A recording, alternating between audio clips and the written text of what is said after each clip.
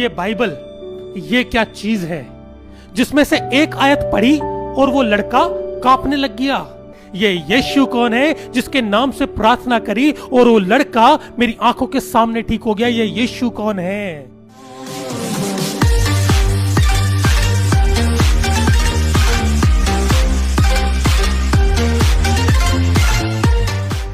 मैं शुक्रगुजारी करता हूं हमारे खुदावन खुदा की कि उसने मुझे मौका दिया एक बार अपनी गवाही को बताने का और बताने का कि यीशु ही खुदा है।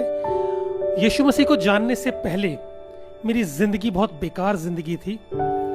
एक बदकार जिंदगी में गुजार रहा था और लड़ाई झगड़ा सिगरेट शराब हर एक बुरी चीज की लत में मैं था। और एक दिन ऐसा हुआ कि मुझे अपनी ज़रूरतों के लिए पैसे की ज़रूरत थी, लेकिन मेरे पास पैसे नहीं थे।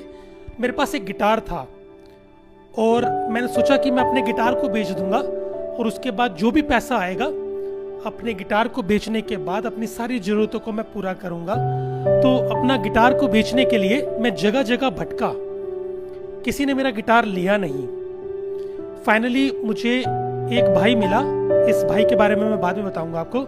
एक भाई मिला, इसने कहा वहां पे चर्च है, वहां चले जाओ, वो लोग आपका गिटार खरीद लेंगे। मैंने कहा ठीक है। तो मैं जब चर्च में पहुंचा तो वहां पे एक पास्टर से मैंने मुलाकात करी और मैंने पास्टर से कहा कि मुझे अपना गिटार बेचना है, क्या आप मेरा गिटार खरीदेंगे? तो पास्टर ने कहा ठीक है राहुल, हम आपका गिटार खरीद लेंगे, लेकिन मेरे पास अभी पैसे नहीं है।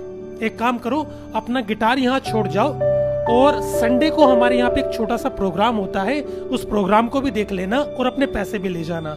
तो मैं संडे को चर्च पे गया अपने गिटार के पैसे लेने के लिए।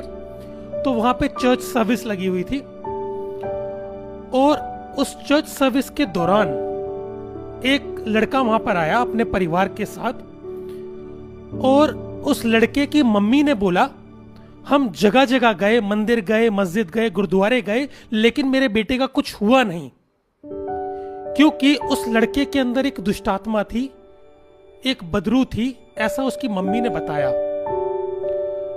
तो जो पास्टर थे उन्होंने कहा आपका बेटा बिल्कुल ठीक हो जाएगा, लेकिन शर्त यह है आपको प्रभु यीशु मसीह को धन्यवाद कहना पड़ेगा आपके बेटे के ठीक हो जाने के बाद। मैं वहीं पीछे खड़ा हुआ था और मैं कहता सब बकवास की बात है, कुछ नहीं होता, सब ड्रामेबाजी है, अभी थोड़ी देर में बोल देंगे जादू टोना चला नहीं, आप बाद में आ जाना। तो पास्टर ने बाइबल खोली और बाइबल में से एक आयत निकाली और उसमें से निकाल के पढ़ा। मैं आपके सामने पढ़ना चाहूंगा। उसमें कुछ इस तरह से लिखा है, पहला कुरिन्थियों 3:16 में, क्या तुम नहीं जानते कि तुम खुदा का मकदस हो और